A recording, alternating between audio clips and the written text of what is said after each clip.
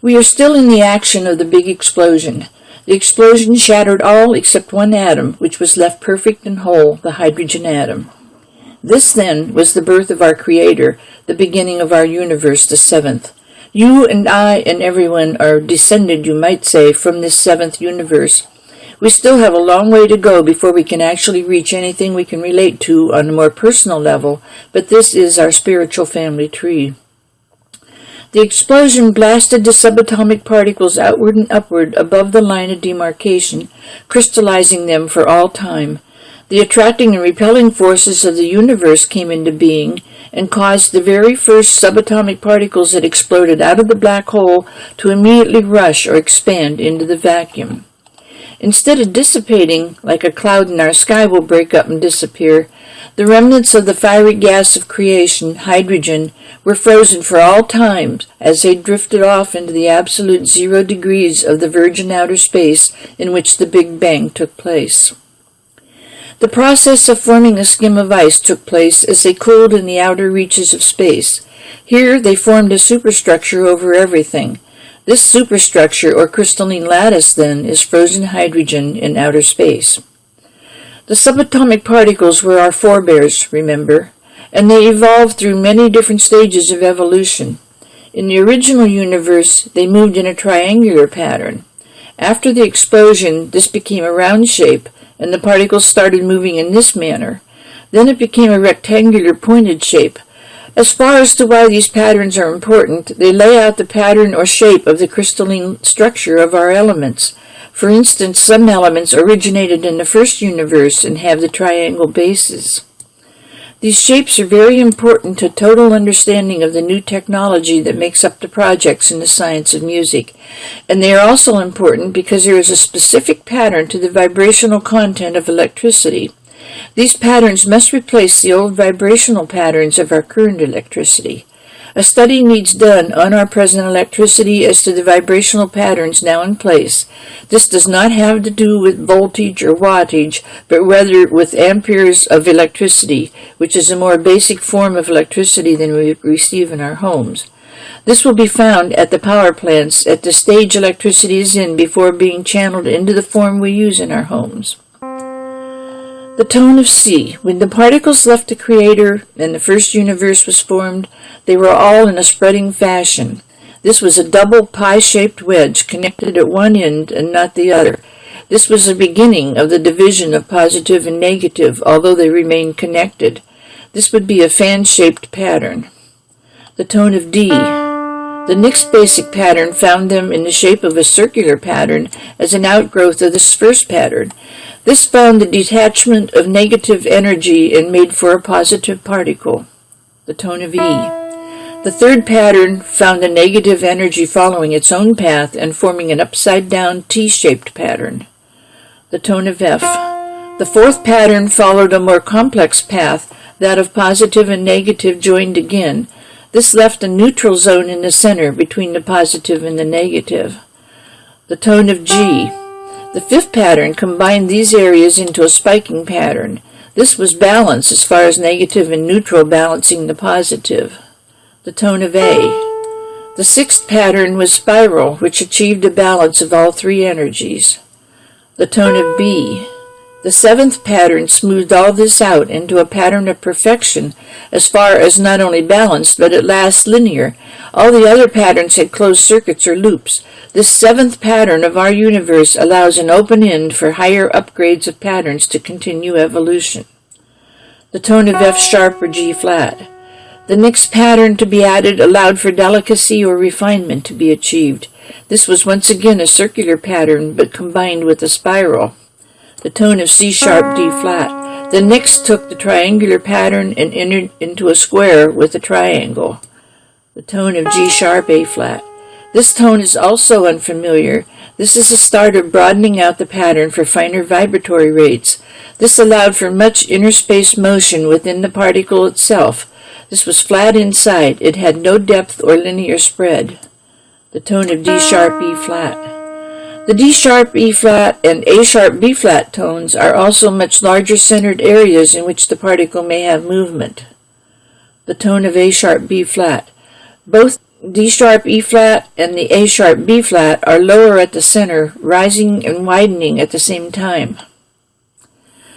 The whole universe formed into a crystalline lattice at the time of the Big Bang. It is in the forming of the lattice that we find the necessary processes to give birth to new creations. The grid map that we have over our planet is a small part of this crystalline lattice of the universe. The rays of the suns between the universes and the superstructure strike the crystalline lattice containing each universe and cause several reactions to take place. To begin with, it separates the universe into a network of vibratory fields which manifest in different dimensions.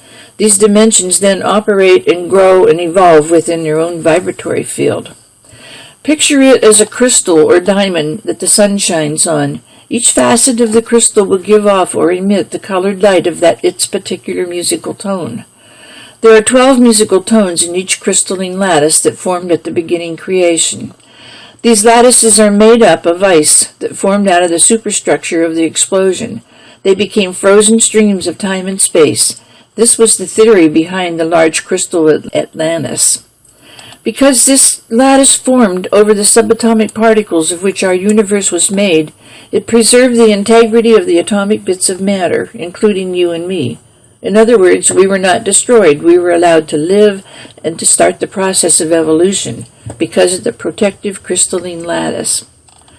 The lattice allows each dimension that formed from the different facets to be fed or nourished from all the vibratory rates, even though their particular facet is only one of the 12 vibratory rates.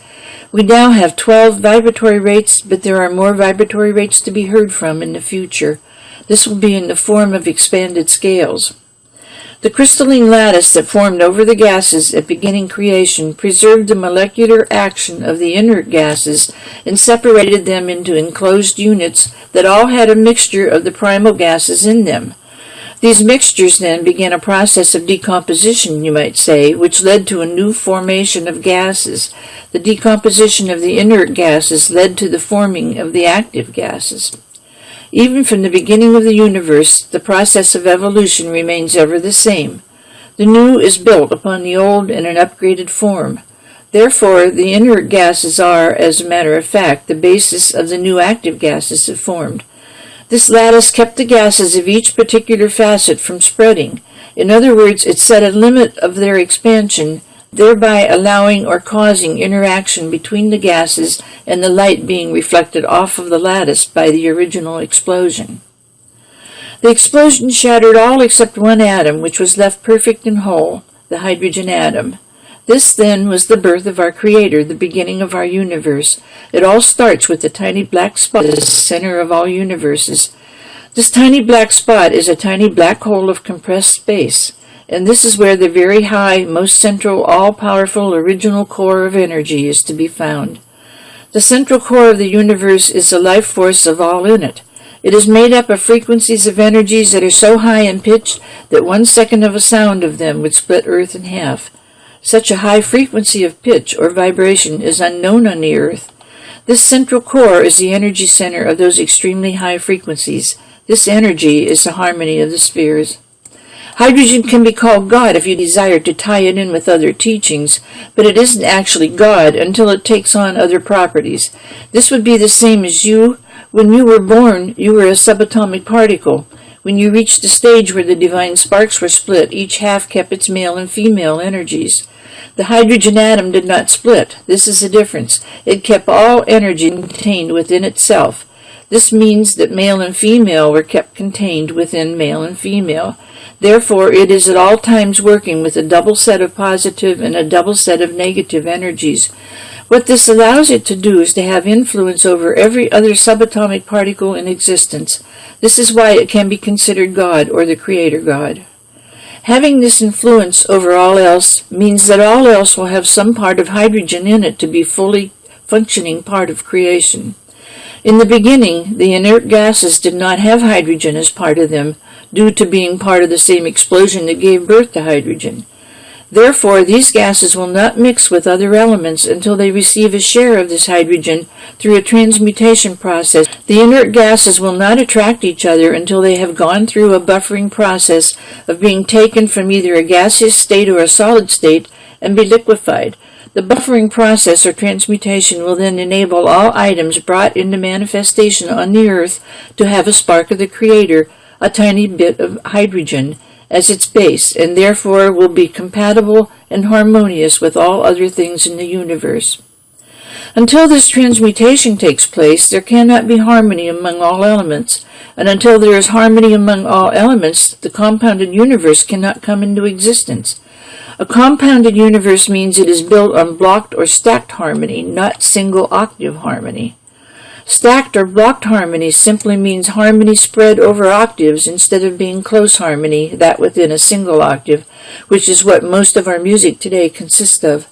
Stacked harmony means that each tone in the musical chord is in a higher octave than the one before. It needs to widen out this way and become stacked harmony, which then resonates much more powerfully than close harmony. The universe could not exist if it were based on close harmony. Close harmony does not give a strong enough magnetic pull to lock any heavenly body into orbit around another. Stacked or blocked harmony will pave the way for collaboration between all worlds, whereas single octave harmony keeps all worlds separated. By using stacked harmony, there can exist communication and travel between all inhabited worlds. We will be able to receive visits from the same constellation that seeded and helped our planet in the beginning. This will allow for fast progress into spiritual values on the earth plane. Until this happens, the planet will continue to be torn apart by wars and famine. If something new comes into being, the hydrogen atom is not to be lost as it evolves. This includes human beings. When they are born, this atom is a large part of their makeup, but once the new personality comes into being, the original core of hydrogen and its importance is pushed into the background. This must not happen anymore. The process will involve music at every step of the way. The percentage of water in the human body is very high at birth. It is almost 90%. This balance gradually decreases as the human form ages. It should decrease at a predetermined rate of dropping 1 percentage point each year of age. This makes it almost non-existent by the time a body reaches the age of 90. This is why humans do not usually live past the age of 90. Up until that point, there is a smidgen of hydrogen left in the body to keep it in the zone needed to be considered a member of God's kingdom. If this percentage of water is not decreased by 1% each year, but is added to by, say, 0.5%, can you imagine how long people would live? It would add another 45 years to their lifespan.